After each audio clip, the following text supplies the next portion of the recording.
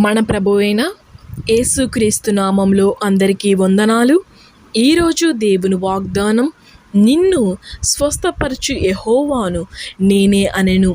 నిర్గమాకాండం 15వ అధ్యాయం 26వ వచనం.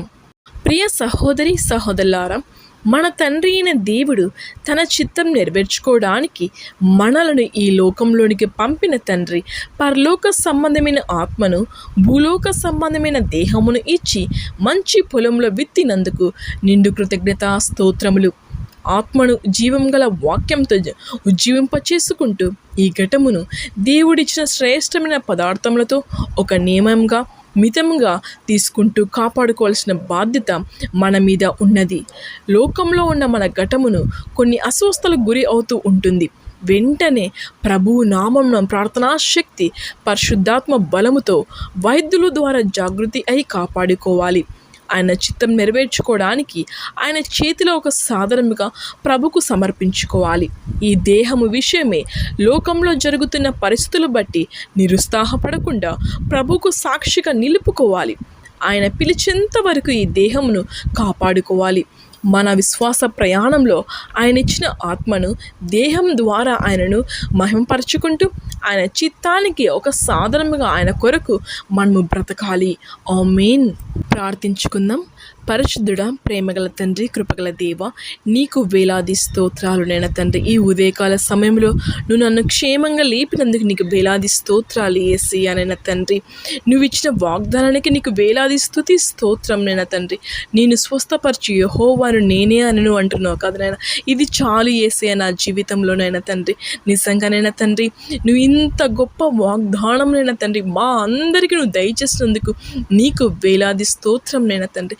ఏమీ యేసయ్యా, మేమంటే ఎందుకు యేసయ్యా ఇంత ప్రేమనైనా, మా మీద ఇంత జాలి కరుణనైనా తండ్రి.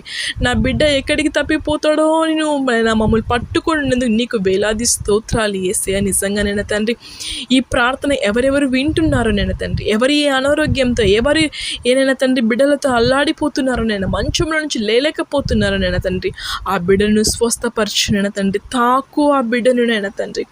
ఎవరినైనా తండ్రి ఏ అనారోగ్యంతో బిడ్డలు అల్లాడిపోతున్నారో, కొన్ని సంవత్సరాల నుంచి విడుదల జరగడం లేదో నైనా తండ్రి, మంచంలో ఉన్న బిడ్డలు లేలేకపోతున్నారో నైనా తండ్రి, ఎన్నో అనారోగ్యాలతో బిడ్డలు కుమిలిపోతున్నారో యేసయ్య.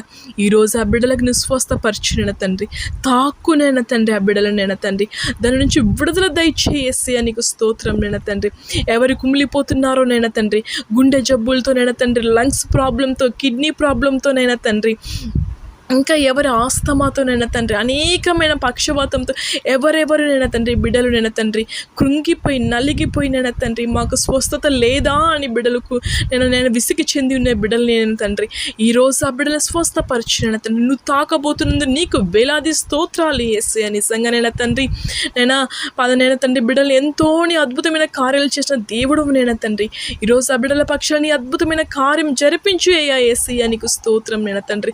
తాక్కునైనా తండ్రి స్వస్థపరిచి యెహోవావు నీవే కదా యేసయ్యా తండ్రి. ఆ బిడ్డలను స్వస్థపరుస్తామని అడుగుచున్నాను యేసయ్యా. నీకు స్తోత్రం నైనా తండ్రి. యేసయ్యా, మాకు విడుదల దయచే దీని నుంచి నైనా తండ్రి, మాకు దీని నుంచి విడుదల దయచే అని కుమిలిపోతున్న బిడ్డలు నేను లేవనెత్తు యేసయ్యా తండ్రి.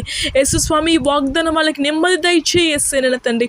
ఆ బిడ్డలలో మంచి ఆరోగ్యాన్ని దయచేయనైనా తండ్రి.